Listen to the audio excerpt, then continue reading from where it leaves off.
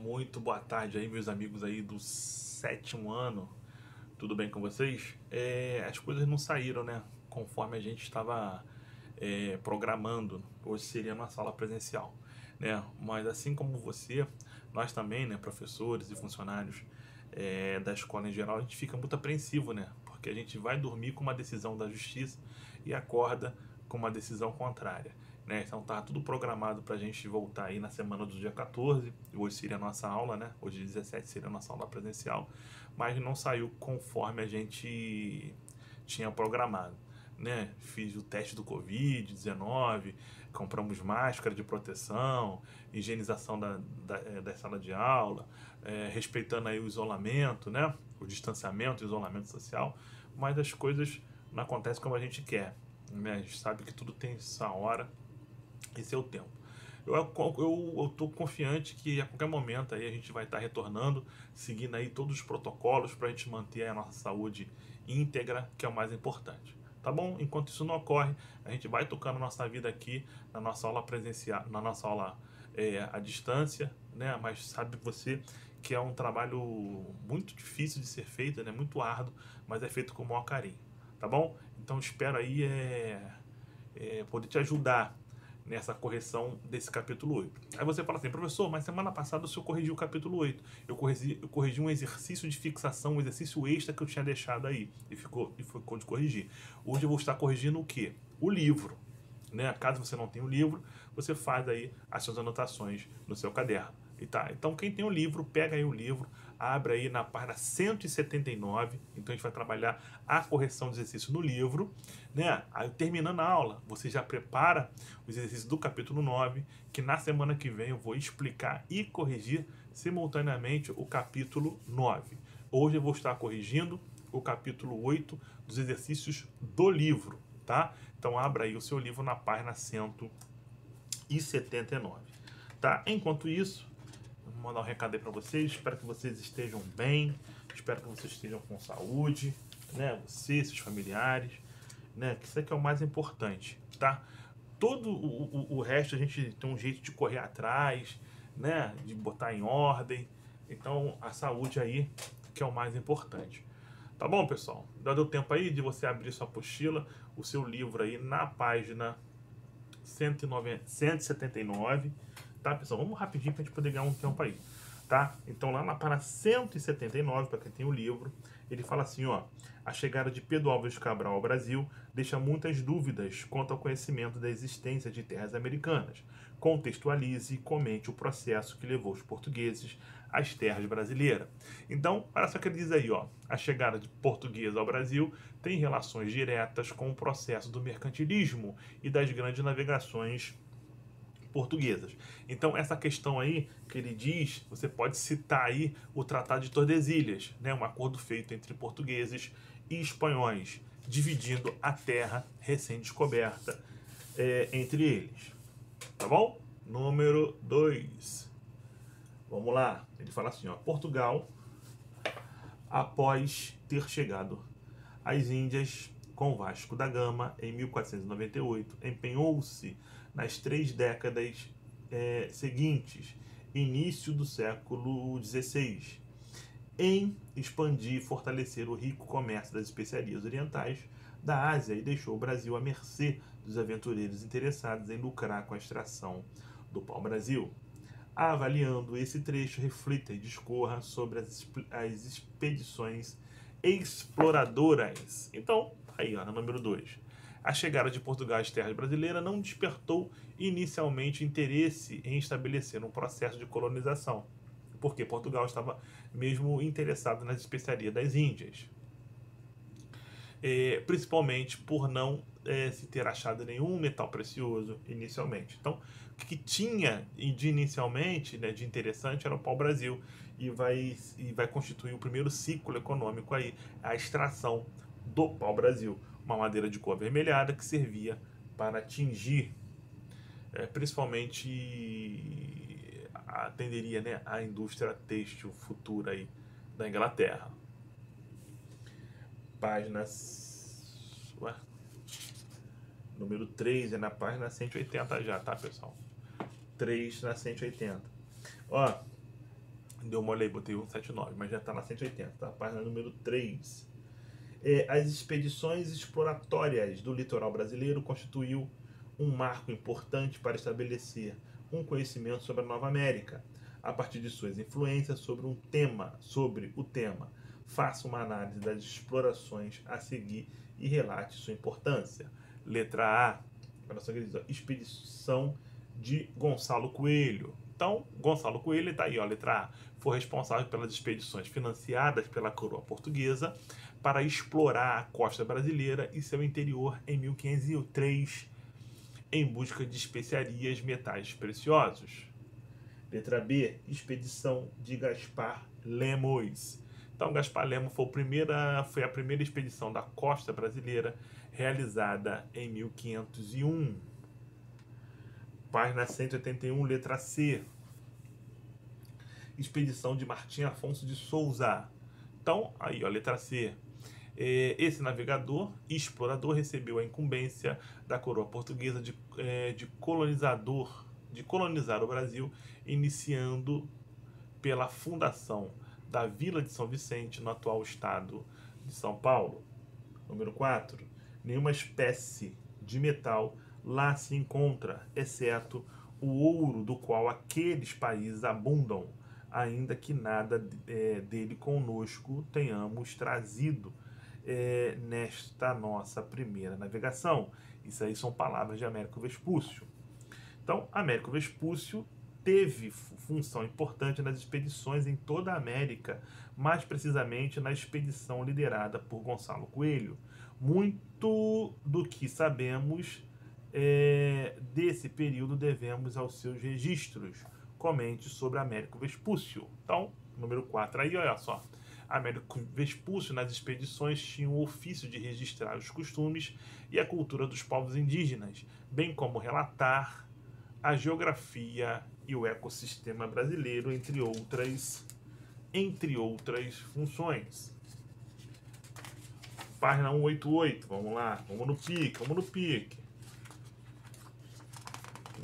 Página 188. Ah lá, botei a data de hoje e botei como corrigida, hein? Então, página 188, número 1. Portugal chegou às Américas com o claro objetivo de encontrar ouro e prata para se fortalecer economicamente. Não encontrando, explorou o pau-brasil. Explica a importância do pau-brasil para a economia portuguesa. Então, na Europa, o metalismo, uma das bases do mercantilismo, determinava que a riqueza estava diretamente ligada ao acúmulo de metais preciosos. Então, não encontrando metais preciosos aqui no Brasil no primeiro momento, ele vai se contentar na exploração do pau-brasil. Então, coloca aí como o primeiro ciclo econômico do Brasil colônia. 2. Para um maior controle da economia brasileira, foi organizado o modelo administrativo das capitanias hereditárias, definas. Então, capitanias hereditárias, aí, número 2, era um sistema administrativo criado em 1534, que consistia em doar lotes para os colonizadores, usando como base o Tratado de Tordesilhas. Página 88, ainda número 3. Através da carta de doação e do foral, os capitães donatários passaram a ter direitos e deveres, sítios. Vamos lá. A carta de doação concedia terras para os capitães donatários. Os direitos estabelecidos no documento foral foram a administração das capitanias hereditárias, doações de sesmarias, entre outros. Página 89, número 4. Quais foram os motivos que levaram ao fim das capitanias hereditárias?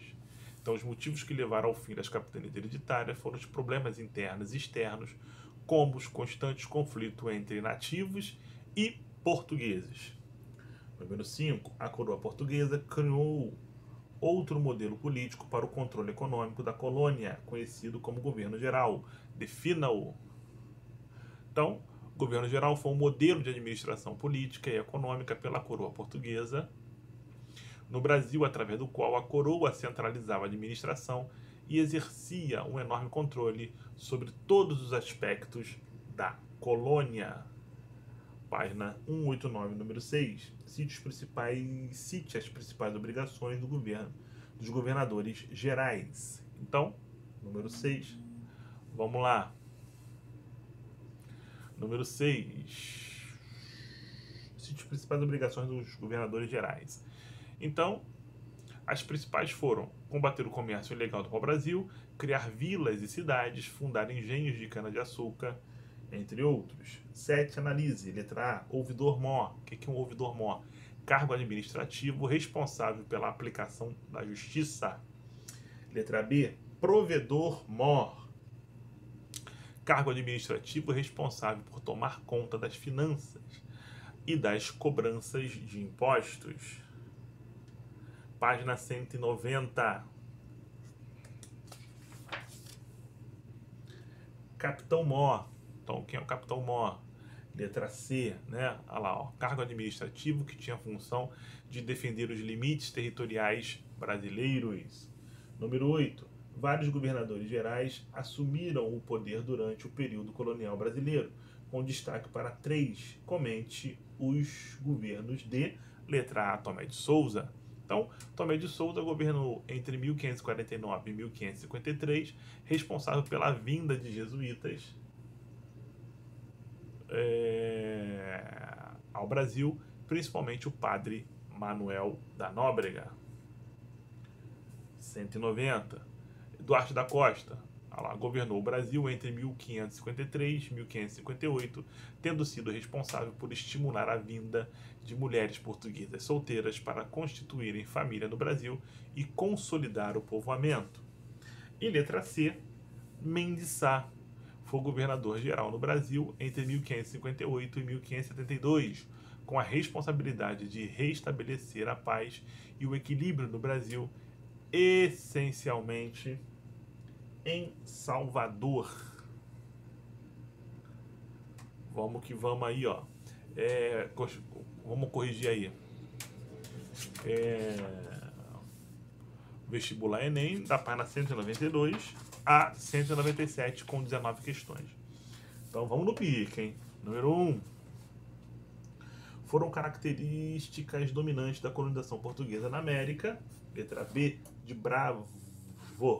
Grandes unidades produtivas de exportação, monopólio do comércio e escravidão. Número 2. A colonização brasileira no século XVI foi organizada sob 2 formas administrativas, capitanias hereditárias e governo geral. Assinala a alternativa que expressa corretamente uma característica desse período. Então, número 2, letra A, alfa. As capitanias, mesmo havendo um processo de exploração econômica, na maior parte delas garantiram a presença portuguesa na América, apesar das dificuldades financeiras da coroa. Número 3. A colonização portuguesa no Brasil é caracterizada por uma ampla empresa mercantil. É o próprio Estado metropolitano que, em conjugação com as novas forças sociais produtoras, ou seja, a burguesia comercial, assume o caráter da colonização das terras brasileiras. A partir daí, os dois elementos, Estado e burguesia, passaram a ser agenciadores coloniais. E assim, a política definida com relação à colonização é efetivada através de alguns elementos básicos que se seguem. Dentre eles, apenas um não corresponde ao exposto no texto. Assinale-o. Que não está de acordo com o texto é a letra E, de eco. A produção gerada dentro das colônias estimula o seu desenvolvimento e atende às necessidades de seu mercado interno. Não, né? Atende o mercado externo. Isso aí que está errado. Número 3, letra E, de eco. 4. Coloquemo-nos naquela Europa anterior ao século XVI, isolada dos trópicos, só indireta e longínquamente acessíveis. Imaginemo-la como de fato estava privada quase inteiramente de produtos que, se hoje, pela sua banalidade, parecem secundários, eram então prezados como requintes de luxo. Tome-se o caso do açúcar, que embora se cultivasse em pequena escala na Sicília, era artigo de grande raridade e muita procura. Até nos enxovais de rainhas, ele chegou a figurar como dote precioso e altamente prezado. A colonização do Brasil, a partir do século XVI, permitiu à coroa portuguesa usufruir das vantagens trazidas pelas riquezas tropicais, caracterizam a economia colonial brasileira. Letra A de alfa, número 4, letra A de alfa. O monopólio comercial, a monocultura de exportação e o predomínio das grandes propriedades rurais. Número 5, abre aspas. E então, por cerca de 30 anos, aquele vasto território seria virtualmente abandonado pela coroa portuguesa, sendo arrendado para a iniciativa privada e se tornando uma imensa fazenda extrativista de pau-brasil. Iriam se iniciar então as 3 décadas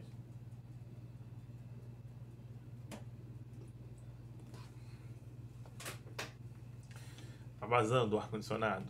Ninguém merece, né? Meu Deus. Vamos lá. Número 5, tá? Continuando. Iriam se iniciar então as 3 décadas menos documentadas e mais desconhecidas da história do Brasil. Vamos lá. As primeiras expedições do Brasil. A cenário alternativo histórica analisado pelo texto acima e suas características. Então, número 5, letra C de Charles. Período pré-colonial, fase de feitorias, economia extrativista, utilização do escambo com os nativos, ausência de colonização sistemática, número 5, letra C de Charles.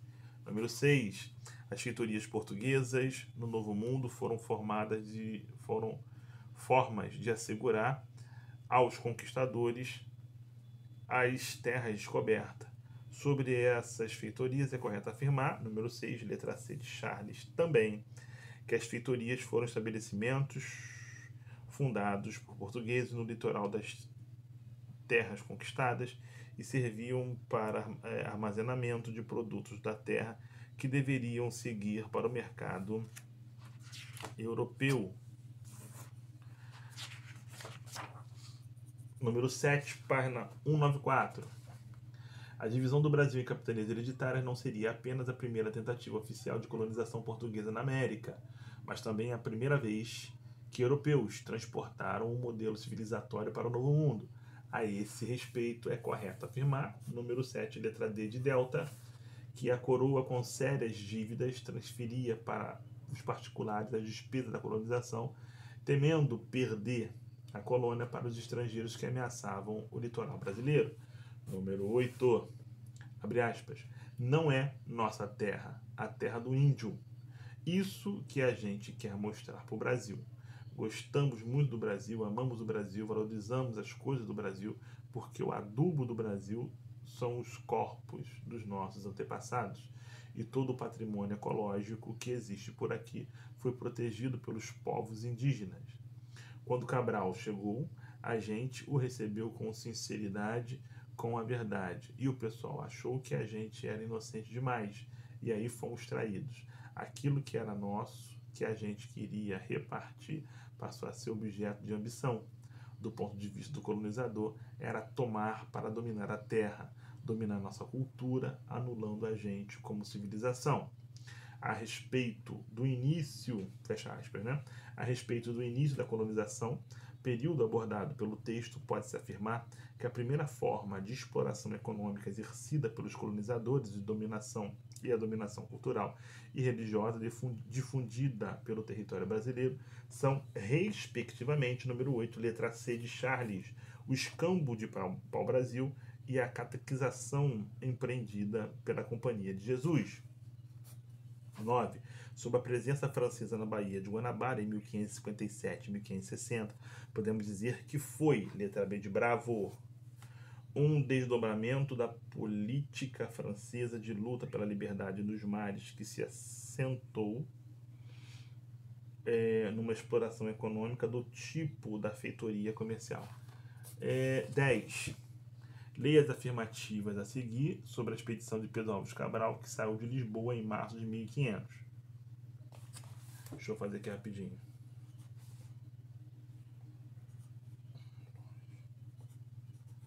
Olha só, somente a 3 está errada, né? Então assinale a alternativa que contém afirmativas corretas. Corretas 1, 2 e 4, letra D de delta. 11. O início da colonização portuguesa no Brasil, no chamado período pré-colonial, entre 1500 e 1530, foi marcado pelo, letra A de alfa, envio de expedições exploratórias do litoral e pelo escambo do pau-brasil. 12. Não tem o capital necessário para realizar a colonização do Brasil, pois atravessava uma série de crises econômicas. Portugal decidiu adotar o sistema de capitanias hereditárias. Então, é correto afirmar que, número 12, letra B de Bravo, o sistema foi adotado devido à presença de estrangeiros no litoral, à péssima situação econômica e financeira de Portugal e a seu sucesso nas ilhas do Atlântico. 13. Estou na página 196. Nos primórdios do sistema colonial, as concessões de terra efetuadas pela metrópole portuguesa pretendiam tanto a ocupação e o povoamento como a organização da produção do açúcar com fins comerciais. Identifica a alternativa correta sobre as medidas que a coroa portuguesa adotou para atingir esses objetivos. Número 13, letra A de alfa. Ela adotou o que aí, ó? Dividiu o território em capitanias hereditárias, cedidas aos donatários, que por sua vez distribuíram as terras em sesmarias a homens de posse que as demandaram. Número 14. Em 1534, o governo português concluiu que a única forma de ocupação do Brasil seria através da colonização. Era necessário colonizar simultaneamente todo o extenso território brasileiro. Essa colonização, dirigida pelo governo português, se deu através da letra C de Charles, número 14, C de Charles, criação das capitanias hereditárias. Número 15. Dos principais problemas brasileiros da atualidade é a questão da concentração da propriedade da terra.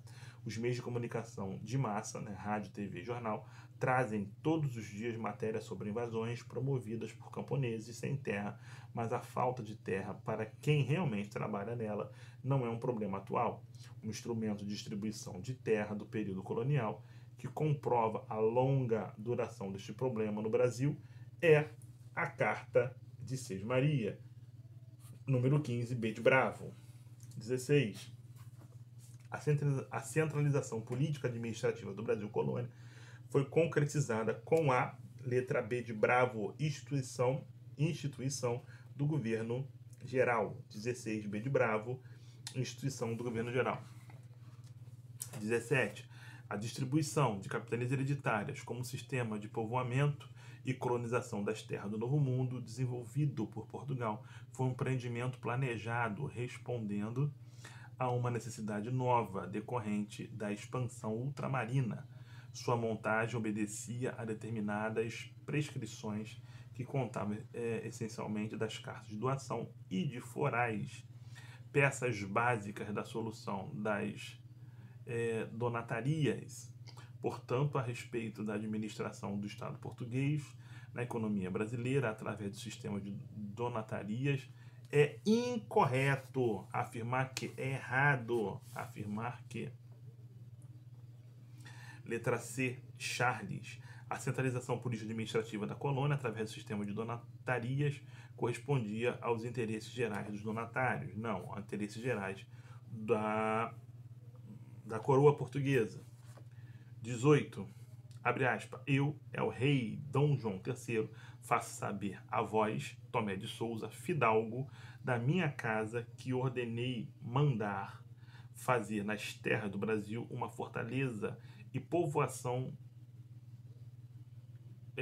grande na Baía de Todos os Santos. Tenho por bem enviar-vos o governador das ditas terras do Brasil. Fecha aspas. As determinações do rei de Portugal estavam relacionadas à letra C de Charles, número 18, C de Charles, a um projeto que abrangia conjuntamente a exploração agrícola, a colonização e a defesa do território. E para fechar aí, 19, na página 197,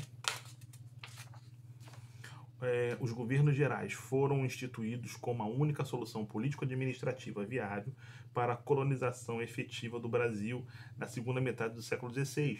Porque, letra D de delta, o governo centralizado na colônia correspondia melhor à definição absolutista do próprio governo metropolitano. Show? Beleza? Tranquilão? Nossa videoaula vai ficando por aqui. Espero ter te ajudado. Qualquer comentário aí, qualquer dúvida, você pode me chamar nos comentários ou no grupo do WhatsApp. Tá bom? Um forte abraço e até o nosso próximo encontro. Fique com Deus. Tchau, tchau.